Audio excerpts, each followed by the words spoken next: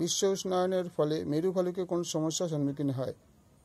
বিশ্ব উষ্ণায়নের ফলে 1 নম্বর, বিশ্ব উষ্ণায়নের ফলে মেরু অঞ্চলে বরফ দ্রুত গলে যাচ্ছে এবং এর ফলে মেরু ভালুকের বাসস্থান বিচরণ ক্ষেত্র কমে আসছে। আর্কটিক 2 নম্বর পয়েন্ট হচ্ছে আর্কটিক অঞ্চলে আবিষ্কৃত পেট্রোলিয়াম ও প্রাকৃতিক গ্যাসের বিপুল ভাণ্ডার থেকে সম্পদ আহরণের উদ্দেশ্যে সম্পাদিত কার্যকলাপের ফলে সৃষ্ট দূষণ মেরু ভালুকের প্রাকৃতিক বাসস্থানের ধ্বংসের দিকে ঠেলে দিচ্ছে। 3 নম্বর পয়েন্টে চামড়া, লোম, নখ প্রভৃতির লোভে ভালুক শিকার করা হচ্ছে। এর ফলে মেরু ভালুকের সংখ্যা কমতে শুরু করেছে। মাছেরা কীভাবে সুমেরু কম তাপমাত্রায় বেঁচে থাকতে পারে?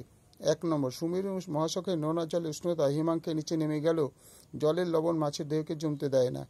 2 নম্বর পয়েন্ট হচ্ছে মাছের দেহে অবস্থিত কিছু অ্যান্টিফ্রিজ প্রোটিন দেহের ভিতরে তরলকে বরফে পরিবর্তিত হতে দেয় না। 3 নম্বর পয়েন্ট হচ্ছে মিষ্টি জলের জলাশয়ের উপরের স্তরের জল জমে বরফে পরিণত হলেও নিচের স্তরের জল তরল থাকায় ওই অংশে মাছেরা স্বাভাবিকভাবে বেঁচে থাকতে পারে।